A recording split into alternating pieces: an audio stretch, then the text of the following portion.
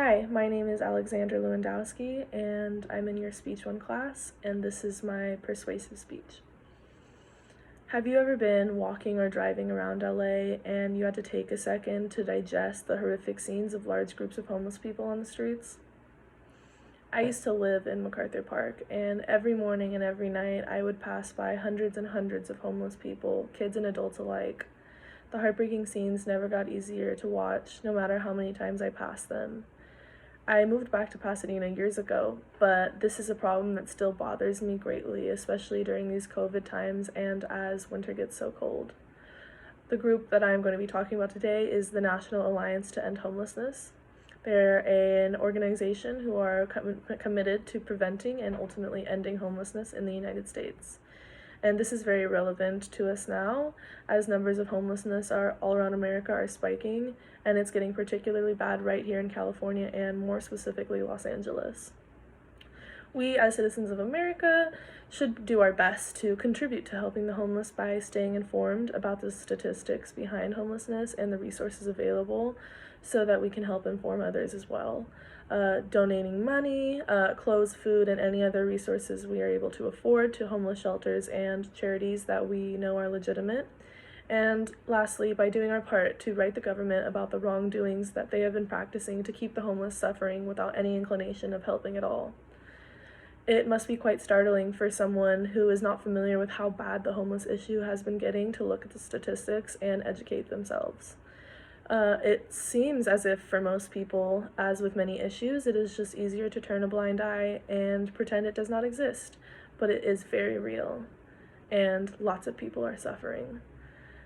Homelessness has been a problem since the beginning of time. There is a large stigma surrounding it, and one of the reasons more people don't help, other than not knowing the severity of the situation, is that they blame it on people just being lazy and stupid. This is a very dangerous and false mindset to have. The reality of the matter is that most of the time, homelessness is the result of severe poverty, drug addiction, illness, or accidents.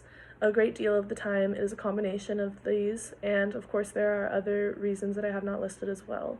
But no matter the reason that one may be homeless, no one deserves to sleep on the streets every night, wanting for warmth and food and companionship, all while being told that they deserve the predicament they're in. And the fact of the matter is, the issue isn't getting any better, it's getting a lot worse.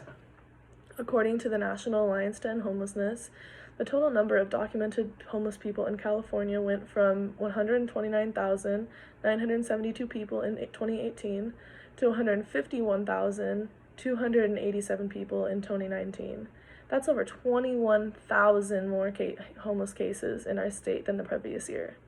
Another thing to consider is the fact that out of those people who are homeless in California, 56,257 of them reside right here in Los Angeles County. That's over a third of our homeless population, and that is a big problem. Though the problem is getting larger by the year, that does not mean that solutions aren't out there. We can do our part by donating what we can to organizations and shelters around us. Before COVID, I would suggest going out and handing out food to the people in the streets and blankets and sweaters and whatnot, but for obvious reasons I would not recommend that until things get safer. But that doesn't mean you can't still do your part to help. There are so many resources in which you can donate money, food, clothes, toys, toiletries, and if you're comfortable with it at this point, your time. There is never a shortage of need for these things, and if you are able to donate, please do. Of course, as stated previously, it is definitely very important to do your research to make sure that the place you are donating to is a legitimate organization, as many cruel people have put up fronts to scam people out of their money and resources. But once you find a place you trust, it is really easy to donate, especially now because of the pandemic. A lot of places allow you to mail your stuff in or just do curbside drop-offs.